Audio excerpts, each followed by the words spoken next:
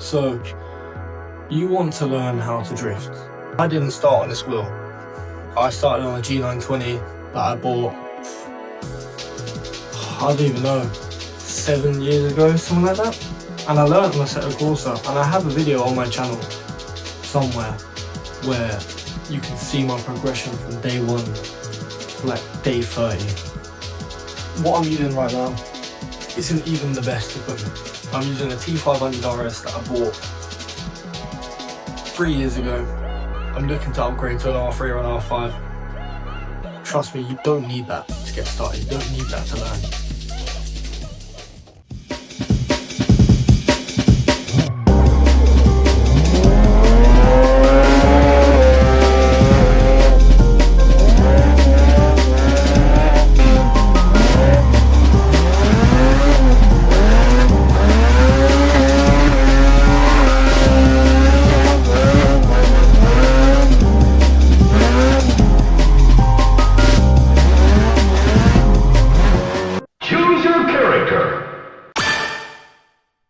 Good choice. First thing first is to just use an easy car. A lot of people will jump into a 1,000 horsepower monster because they think, wow, this is really cool and it can go really fast, but that honestly just makes things harder. Something around 180 to 300 horsepower with a lock diff is literally going to be perfect for learning. And the goal isn't to make the biggest smoke clouds, it's just about learning the control of the car. Step 2 is actually your mindset, because one thing that helped me is to stop thinking about drifting as sliding, because you're actually just balancing the car. The throttle, steering, weight, everything is working together, and once you understand that, drifting starts to make way more sense. Okay, so now we're actually going to start to do a little bit of learning. So as you can see here, I've got throttle, brake, clutch, blue, red and green. You can see my gears, you can see the whole lot, yeah? So coming into this corner, you can brake a little if you need to. You don't need to use pretty much any handbrake. Dip the clutch, turn in, bang. Just like that.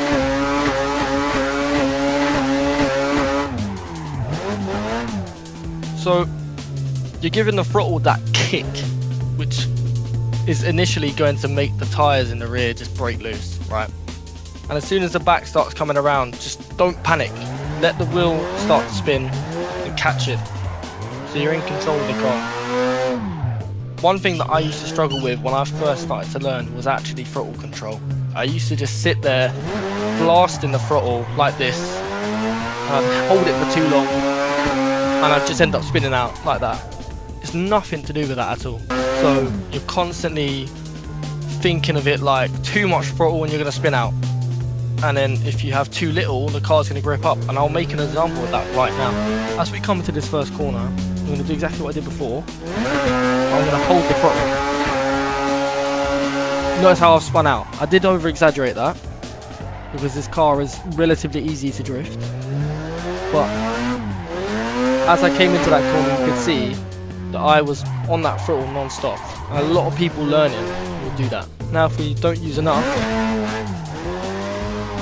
the car will just grip up, and then we'll be either understeering, heading off into the bushes over here, or we'll just grip up and just drive around the corner, which is not impressive, not fun, doesn't look cool, you just look like a dickhead. So you got to think of it like this, you're constantly making small adjustments to keep the rear tyres just on the edge. So we'll go into this corner again. If you watch the green bar, there's a lot of it just full throttle, right? But as we continue to link this track, you see how much input I'm making in everything, with brake, with throttle, clutch, keep the actual engine revving over so we don't just rip up and lose all power. It's just one of those things that you start to learn, do you know what I mean? And another mistake that people make is staring right to the front of the car. So where I'm looking right now as I'm going to go around this corner is I'm constantly looking around the corner. I want to look where I want to go, so that your hands will naturally follow your eyes. So looking through the corner will make everything a lot smoother.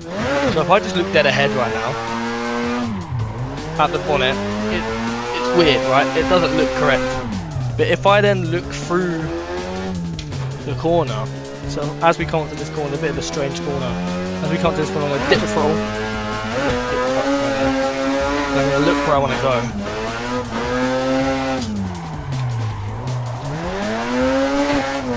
constantly looking where I want to go.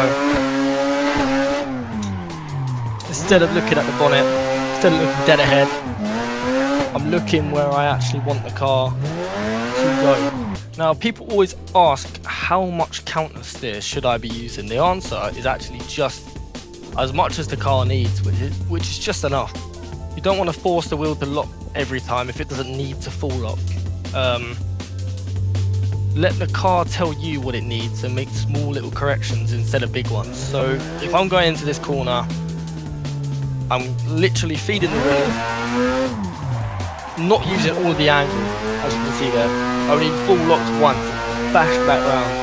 If I'm now going into this next corner, full lock, which I'll do and demonstrate for you real quick.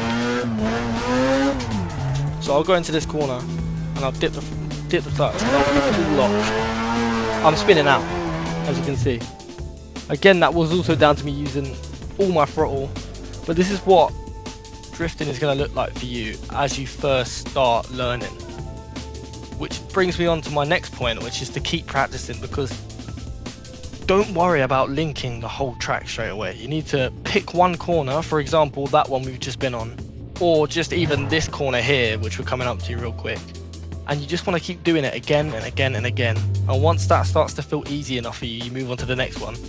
And that's pretty much how everyone learns. How I learn, it's just doing a corner like this every time, fucking it up, carrying on, trying again. It's okay to make mistakes. And that, my friends, is drifting. It looks impossible when you're watching clips online, but once you understand throttle control, weight transfer, where to look, it all starts to click. Just take your time, enjoy the process, and if you spin out, don't worry about it, just retry.